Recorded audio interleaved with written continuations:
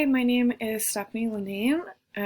I have experience working with people involved in the criminal justice system through a couple of the jobs that I've worked. I was working at a group home for um, partially for foster youth, and then we also worked with youth in the juvenile justice system, and and youth who had drug and alcohol addiction would come to us um, and would be in that program. I then worked at an adult facility for men in recovery. It was an alternative to jail for some of our participants, and would go to a 90-day facility and then come to us. They were able to work and needed to complete the program before they went on to do other things.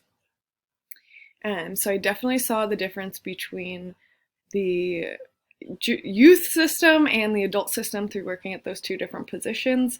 The youth system, to some degree, can be rehabilitative, even though there's definitely still issues with the juvenile justice system as well as the adult system. But the adult system is a lot less forgiving, especially to people who do have felony records. My clients who had felonies really struggled to get jobs, really struggled to rehabilitate, had higher instances of relapse and reincarceration. So this is definitely an issue that I am passionate about. I want to see changes to mass incarceration. I also want to learn more about the system so that I can be a part of that change. I know that there is still a lot more that I need to learn and want to learn,